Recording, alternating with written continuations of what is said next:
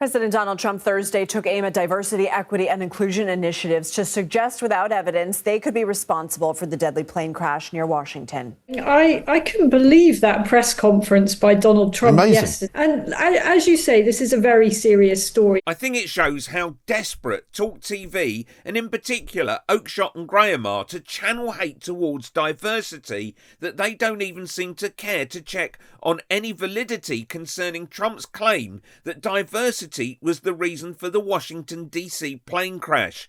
But listeners, these ghouls seem to delight in the concocted reason for 67 people's deaths. And it's just, the only reason I've got a smile on my face is because Donald Trump's language is so entertaining for us Brits when we are so bored of hearing the robotic Keir Starmer. The initiative is part of the FAA's diversity and inclusion hiring plan, which says diversity is integral to achieving FAA's mission of ensuring safe and efficient travel. I don't think so. I think it's just the opposite.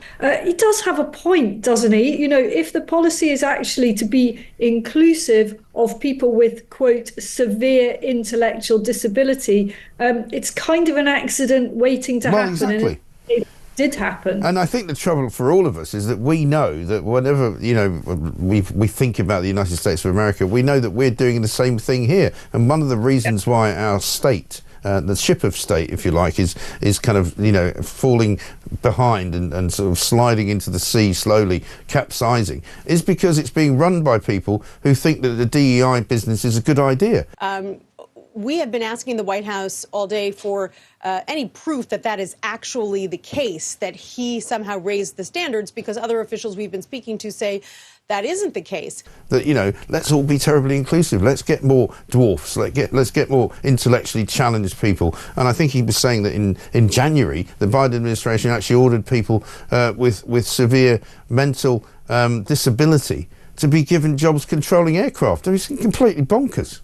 The White House provided us with a link to a class action lawsuit that was filed back in 2016 by some individuals who said that the Obama FAA had changed the entry test for air traffic controllers to make it more difficult for white people to get accepted into the pool. I don't know the status and the validity of that lawsuit, but what I can tell you is that they weren't able to provide us with any actual direct evidence that he had overhauled the standards for air traffic controllers when he was president. And if that had actually happened, that would be something that would be pretty easy to do.